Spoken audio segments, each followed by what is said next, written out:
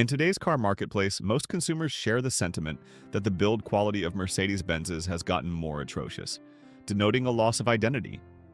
This is quite a departure from what Mercedes stood for. For decades, Mercedes-Benz was synonymous with longevity, always striving to live up to the mantra of the best or nothing. Well, this is more than just a slogan. It is a covenant between driver and machine. But in the modern era of plastic oil pans, twin-turbo complexity, and software dependency, genuine durability has become an endangered species. The badge still gleams, the luxury remains, but only a few Mercedes models have truly preserved that old-world DNA, that feel of carved steel and mechanical immortality. Today, we count down 10 Mercedes-Benz models that earned their reputation. Cars that outlast fashion, resist failure, and remind the industry what happens when engineers, not accountants, lead the room.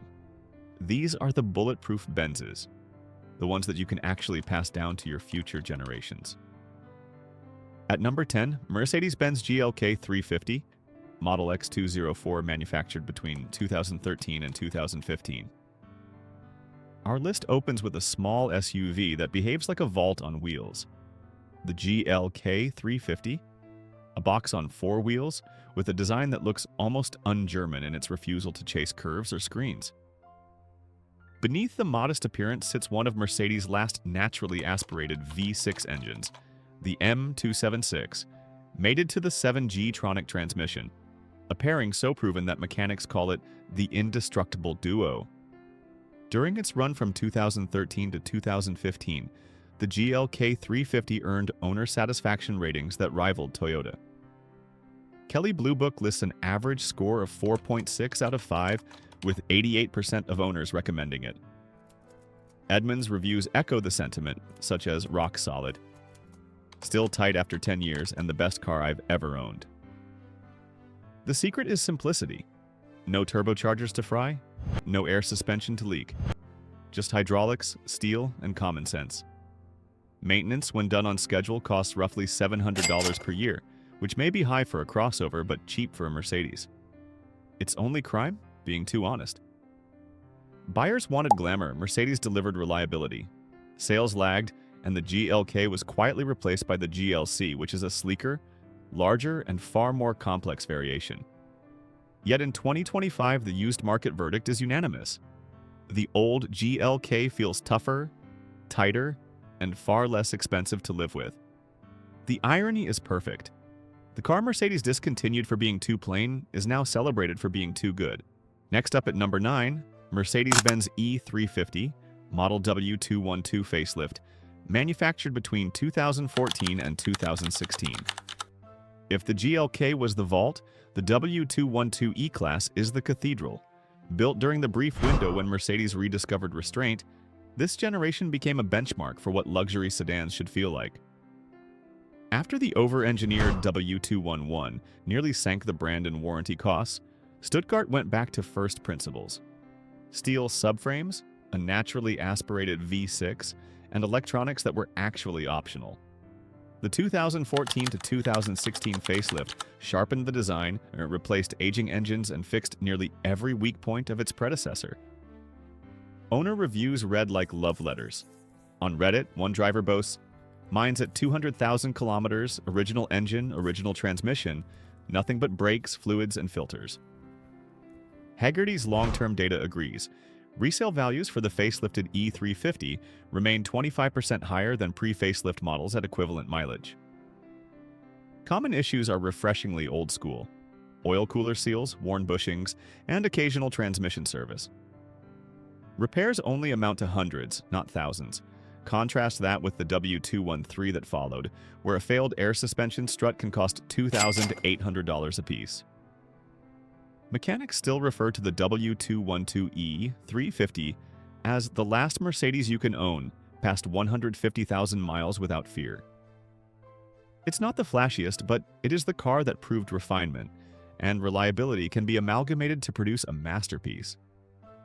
Now at number 8 is the Mercedes-Benz ICE 300 and C350, models W204, manufactured between 2012 and 2014. What we have here is a C-Class that finally earned the badge. The W204 facelift arrived after Mercedes had spent nearly a decade apologizing for the rust-prone W203. This one was different. The steel was thicker, and the interior plastics richer. The M276 V6 under the hood, the same engine used in the E-Class and GLK, delivered effortless power without the fragility of a turbo. Owners noticed. Kelley Blue Book lists the 2013 C-Class at 4.7 out of 5 across 400-plus reviews, with reliability ranking among the highest in its class. Edmunds reviewers echo the consensus. Feels like a miniature E-Class. Tight, heavy doors, still rattle-free after 10 years. It's also one of the cheapest Mercedes to own post-warranty. Average annual upkeep, roughly $650 thanks to parts shared with higher volume models. The transmission, the 7G-tronic, is rated for 250,000 miles with regular fluid changes. If there's a flaw, it's the infotainment. Ancient by modern standards, mercifully simple by repair standards. Where newer models bury basic controls behind software updates, the W204 lets you fix most problems with a fuse, not a firmware patch. In short, this is the compact Benz for people who still believe in metal over menus. A baby E-Class that never learned bad habits. Number 7. Mercedes-Benz E350 W211 Late Run, manufactured between 2008 and 2009. Our 7th entry takes us back to an era when Mercedes' slogan actually meant something. The Late Run W211 E-Class. Specifically the 2008 and 2009 E350, built after the company finally exorcised the ghosts of the infamous Sensotronic brake control. These cars marked the end of a brutal corporate lesson. The early W200s and 11s were disasters. Electronic brake failures, faulty SBC pumps, and repair bills that could bankrupt a dealership. But by 2008, Mercedes quietly reverted to conventional hydraulics, improved wiring insulation, and simplified the engine electronics. The result, a car that, 15 years later, is still regarded by independent mechanics as the best bargain in used luxury sedans. Car Complaints records fewer than 20 major engine issues reported across all 2008 E350s sold in the US. For comparison, the 2008 BMW 535i logged over 220 for the same mileage bracket. Maintenance costs hover around $900 a year, less than half of what owners of the contemporary Audi A6 pay. On the road, the W211 still feels stately. Thick leather, real burl wood, the soft, close thunk that new cars try to simulate with speakers. It is from a time before luxury was measured in screen inches. Its weaknesses are mechanical, predictable, suspension bushings, ball joints, and the occasional leaking valve cover. All fixable, all known.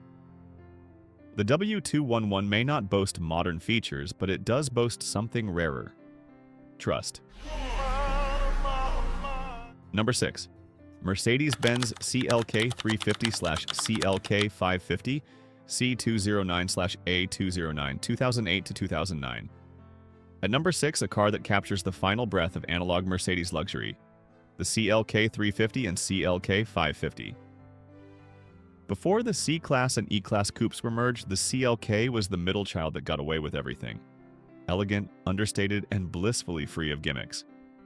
It rides on the proven W209 platform, powered again by the M272 and M273 engines, naturally aspirated and largely bulletproof. Owner ratings average 4.8 out of 5 on Edmunds. One long-term review reads, "After 15 years, the car still feels tight. All I've replaced are tires and filters." What makes the CLK stand out is its restraint. It offers the comfort of a GT car without the cost of an SL. Its convertible version, the A209, is one of the few drop tops that doesn't develop rattles over time, thanks to Mercedes' over-engineered triple-seal roof mechanism. Known issues? Convertible top hydraulics if neglected. Secondary air injection pumps can fail at high mileage, a $400 fix. That's it.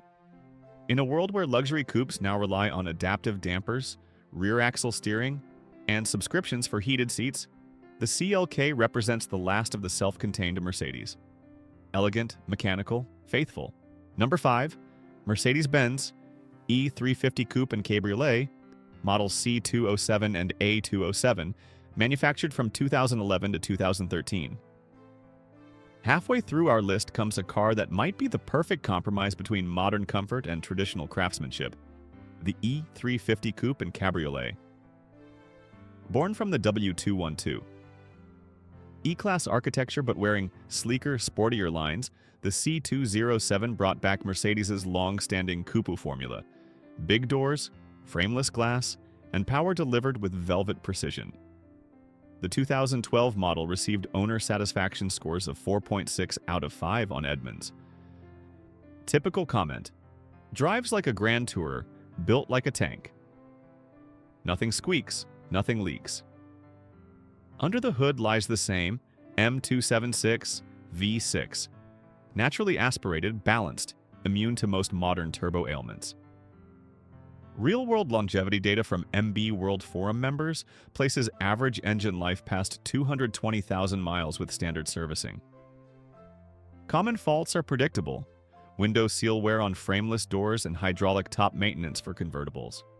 Nothing catastrophic, nothing unexpected.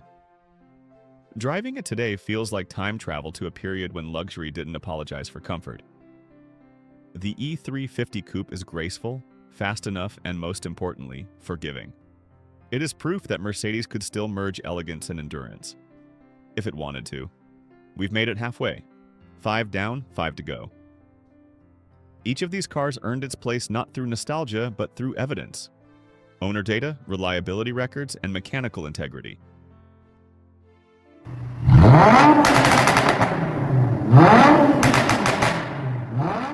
Number 4. Mercedes-Benz SLK 350, Model R172, manufactured from 2012 to 2015. At number 4 stands a car dismissed by many when new, only to become a cult hero a decade later. The SLK 350. While others chased horsepower wars, Mercedes built a machine for people who simply wanted a roadster that worked every day for years on end. Under its compact hood lives the M276 V6 again, rated at 302 horsepower and 273 pound-feet of torque, channeled through the tried-and-true 7G-tronic. Consumer data tells the story. Kelley Blue Book lists the 2013 SLK 350 at 4.8 out of 5, with reliability singled out as its highest subscore. Owner forums mirror the sentiment. One MB World user wrote, "6 years in, 0 mechanical issues. Just oil, filters, and smiles." The SLK's secret weapon isn't speed, it's simplicity. The folding metal Vario roof was refined from 2 previous generations, its hydraulics now consolidated into a single unit that rarely leaks. Unlike modern soft tops that tear and whistle after 2 summers, the SLK's roof seals remain tight a decade later. Maintenance averages $600 per year, with most parts shared with the C-Class. And there's a serenity to driving it that newer cars can't replicate. A perfect mechanical rhythm between engine, chassis, and driver. While the world moved toward oversized crossovers, the SLK 350 quietly became the last dependable 2-seat Mercedes you could actually own without a trust fund. If the AMG SL is a concert at the Opera House, the SLK 350 is the private jazz set in the back room. Intimate, precise, and perfectly tuned. Now let's delve into number 3. Mercedes-Benz E350 wagon, Model S212, manufactured from 2011 to 2014. Number 3 is a cult classic, the E350 wagon, internal code S212. It's the antidote to disposable luxury. A car that blends old-world craftsmanship with 21st century utility. Underneath, it's an E-Class, but this one comes with self-leveling air suspension at the rear, heavy-duty subframes, and a cargo area that could double as a Manhattan apartment. Owners joke that their wagons will outlive them, and the data agrees. On Edmunds, the 2012 E350 wagon averages 4.7 out of 5 from verified owners. One reviewer writes, "We bought it new. 13 years, 180,000 miles later, nothing major replaced. It's simply unstoppable." Unlike most luxury wagons, the E350's air springs don't require an exorcist. The system uses simple 2-bag leveling rather than full adaptive suspension, meaning replacements cost under $700 per corner, not $3,000. The drivetrain is identical to the E350 sedan, the M276 V6, naturally aspirated, and the 7-speed auto. Mechanics report almost no catastrophic failures. When issues arise, they're refreshingly analog. Worn bushings, tailgate struts, occasionally a sensor. Fuel economy, at mid-20s miles per gallon, remains competitive even today. But the magic isn't mechanical, it's emotional. Close the door and hear that hollow thud. Feel the hydraulic heft in the steering. Watch the hood star lead the way down a rainy road. It's not nostalgia, it's evidence of what Mercedes once believed, that a family car should feel carved from a single piece of metal. For many owners, the S212 is the last Mercedes built for life, not for lease. Number 2, Mercedes-Benz CLS 550 and CLS 400, Model C218 facelift, manufactured from 2014 to 2016. The runner-up is the car that proved beauty and reliability can share the same body, the second-generation CLS, particularly the facelifted CLS 550 and CLS 400. When it debuted, critics dismissed it as a fashion statement, a four-door coupe designed for Instagram long before Instagram mattered. But beneath that silhouette lay one of Mercedes' most resilient platforms, the CLS 550's 4.7-liter twin-turbo V8, M278, and its smaller sibling's 3.0-liter twin-turbo V6, M276. DE30LA share a design philosophy rare in the turbo age. Conservative boost pressures, robust block architecture, and simplified ancillary systems. Independent reliability studies show failure rates of under 2% for major engine components within the first 100,000 miles, half that of competing BMW N63 and Audi 4.0T engines. Owners back the numbers. On Edmunds, the 2015 CLS averages 4.4 out of 5, with consistent praise for drivetrain smoothness and minimal unscheduled maintenance. A long-term owner on the Benz World Forum summarized it bluntly. "This is the only twin-turbo I'd trust to drive cross-country without a spare credit card." Common complaints? Minor oil seepage from cam cover gaskets and premature battery wear from the start-stop system. The kinds of nuisances that don't make headlines or empty savings accounts. Even the air suspension system, the Achilles heel of most modern Benzes, was significantly improved here, using thicker lines and better seals borrowed from the S-Class. On the road, the CLS delivers effortless confidence. The steering is taut, the chassis balanced, and the interior a lesson in restraint. Real aluminum, real leather, no plastic masquerade. If the E-Class is the reliable friend, the CLS is the one who shows up in a tailored suit and still helps you move furniture. It's a reminder that luxury can be seductive and sensible.